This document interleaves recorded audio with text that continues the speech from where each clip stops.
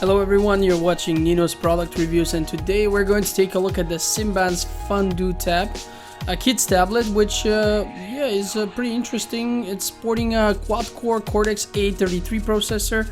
We've seen that in one of my other reviews. It's a 7-inch laptop, capacitive touchscreen, of course, with a resolution of 1024x600 pixels.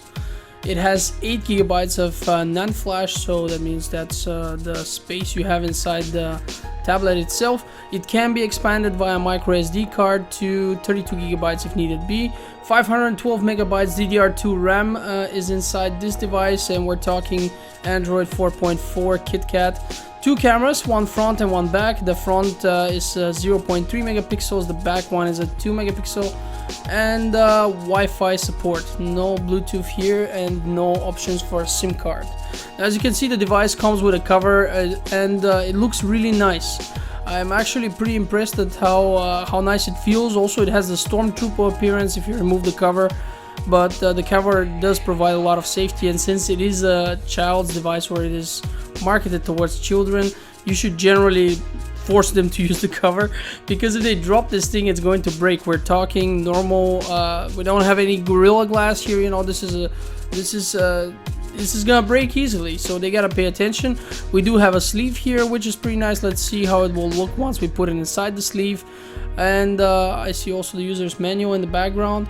And about the device itself, actually I like how the device feels nice in the hands, in the meaning that it doesn't feel cheap, it doesn't feel rough.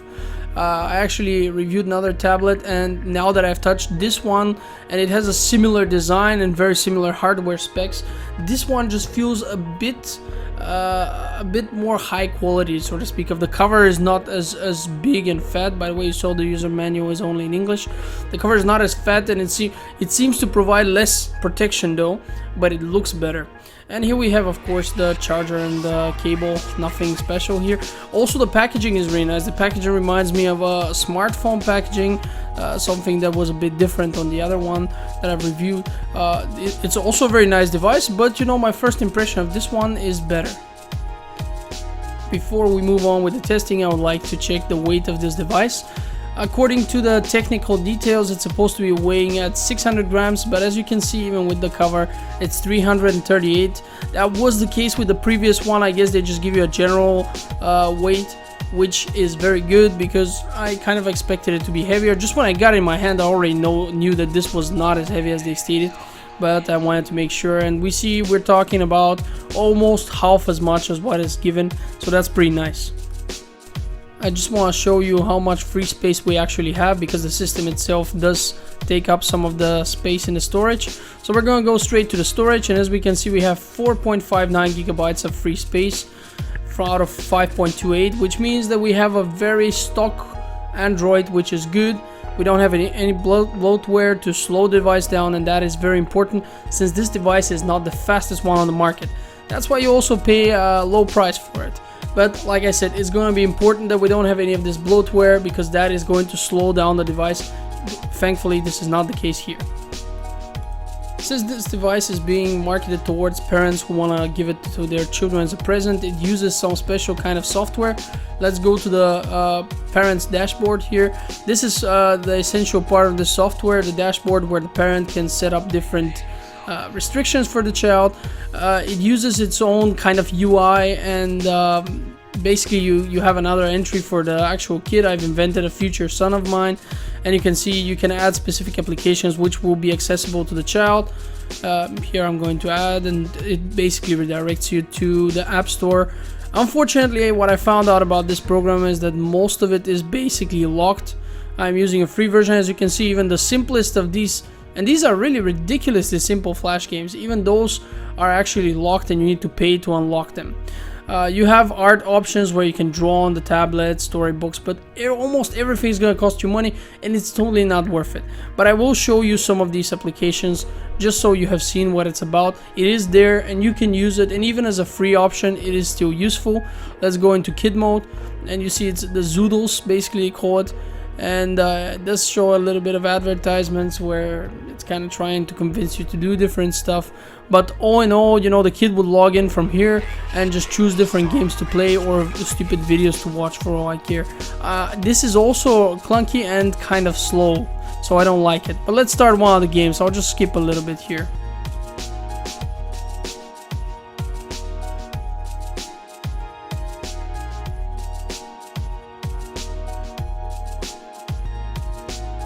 And since we spoke of the games and the different options you have, here's Temple Run 2, and I am going to use it again as one of the benchmarks just to see how this device runs, because that's a more average game. You know, it's obviously not very hard on the tablet graphically, but it is not the ugliest game by far. It does offer somewhat acceptable 3D graphics, and this is something that, for example, a child would play. You know, usually children play these more simplistic, more active, fast games, and as you can see, it runs very well.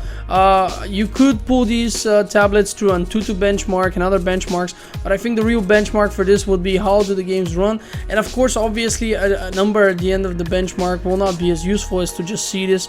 That's why I prefer it. And this is in the end essentially a low-end tablet, so you wouldn't expect it to have such a huge score on these benchmarks anyway. Another game I like to take and use as benchmark here is Fruit Ninja. Especially because it allows me to also see how responsive the touchscreen is, and all in all, I'm very satisfied with how the game runs. I can play normally on it. The touchscreen doesn't seem sluggish or unresponsive, and it seems to be working fine. There's nothing to complain here. I think this will do. On this device we have two cameras, one in the front and one in the back. Now these cameras work okay. I mean, with 2 megapixels in the back, you're not gonna see too much detail and lighting, and the one in the front with 0.3 is barely useful for anything. I'd say the concept here was just to use it for Skype, for example. There's nothing else that comes to mind. Also, the front camera is positioned on the right side of the device, meaning that once you start it, it's actually looking at your right shoulder if you're holding it right in front of your face, so it's very impractical. But that aside, they are there and they're useful, so why the hell not? So let's fire up the YouTube application and check how everything looks and sounds.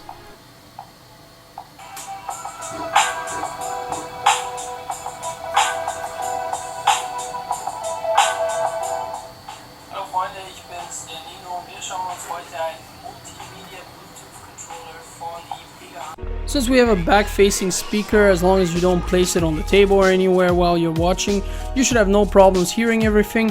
The display is obviously not a full HD display, but it still looks okay. My camera cannot convey that the way the human eye can. You're gonna have to take my word for it. It looks and sounds absolutely okay.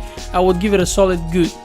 So if I had to recommend this device to you, I would say it fulfills its purpose perfectly. It is very cheap, comes with a lot of things. You get a sleeve, you get a cover, which is already in the price, so it's a great buy and I can easily recommend this. Thanks for watching my review and have a great day.